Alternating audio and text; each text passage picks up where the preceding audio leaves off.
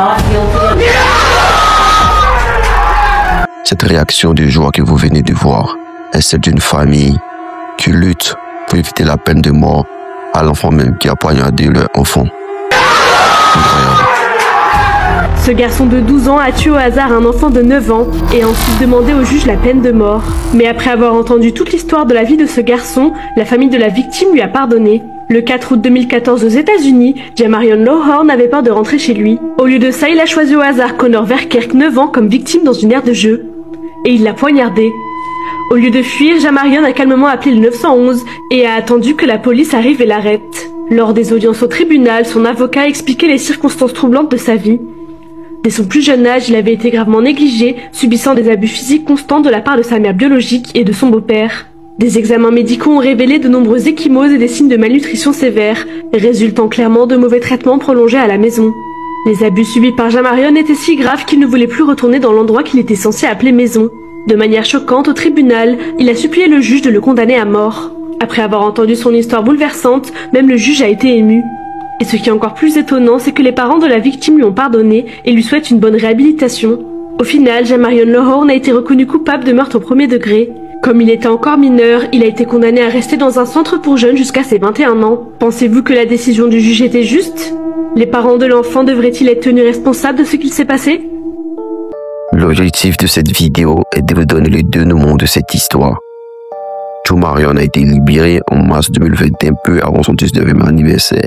Il avait été placé dans un centre de traitement résidentiel. Ensuite, en 2022, un juge a levé toute supervision judiciaire, c'est-à-dire qu'il n'était plus sous probation ni sous aucune surveillance du tribunal. Jamarion doit avoir environ 23 ans. Après sa sortie, Jamarion a été placé dans une famille d'accueil privé, notamment chez Paola et William Creswell, une famille qu'il a activement soutenue, à laquelle il est resté très attaché. Aujourd'hui adulte, Jamarion fait partie des cas de réhabilitation réussis. Les autorités et le procureur ont souligné son cheminement positif, très positif, ce qui est encourageant pour le futur autre cas de réhabilitation. Il a commencé à travailler, s'est inscrit en Grand Rapids Community College et a même acheté son propre véhicule et tout ça. Concernant ses projets d'avenir, il a exprimé le souhait de devenir conférencier, partageant peut-être son histoire pour inspirer les autres. Et au-delà de tout, il a pu renouer un contact assez correct avec sa mère. Voilà un peu pour Jamarion, pour ceux que ça intéressait. Parlons de la famille de la victime. Les parents et les proches de Connor ont vécu un traumatisme immense. Perdre un enfant de 9 ans et de cette manière est une douleur qui ne s'effacera jamais. Mais malgré cela, ils ont montré une force morale, mentale exceptionnelle. Dès le procès, ils ont insisté sur le fait que Jamarion devait être traité, pas comme un adulte, mais comme un enfant. Ils nous ont dit qu'il était avant tout un enfant abîmé par la vie et que de le condamner lourdement ou l'enfermer ne ramènerait pas Connor. Certains membres de la famille ont même témoigné en sa faveur pour une réhabilitation plutôt que d'une punition extrême. Cela a beaucoup pesé dans la décision judiciaire, évitant une condamnation à perpétuité. Avec le temps, ils ont essayé de se reconstruire discrètement. Loin des médias, il est clair que la blessure reste.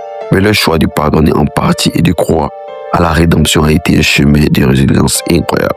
Aujourd'hui, même s'il est libre, Jamarion portera toute sa vie la responsabilité d'avoir ôté une vie. On sent dans cette déclaration qu'il vit un mélange entre culpabilité et sa volonté de se racheter, d'être un homme honorable vis-à-vis de cette famille-là qui lui a permis d'avoir une seconde chance. La question de savoir qui est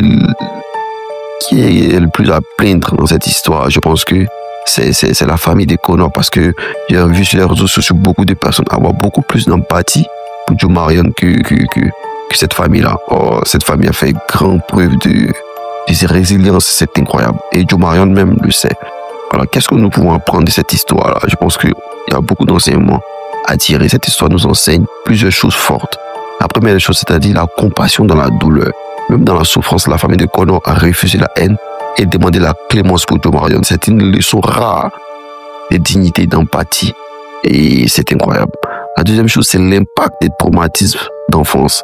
Jamarion n'était pas un monstre, mais un enfant détruit qui a commis l'irréparable. Cela montre l'importance de protéger les enfants dès les premiers âges. Et la troisième chose, c'est la possibilité de réhabilitation. Avec un bon accompagnement, même un enfant meurtrier qui a commis des trucs peut changer, grandir, travailler, contribuer positivement à la société. La dernière, c'est la justice réparatrice plutôt que punitive. Ce cas montre qu'on peut parfois privilégier la réinsertion plutôt que la destruction d'une vie supplémentaire.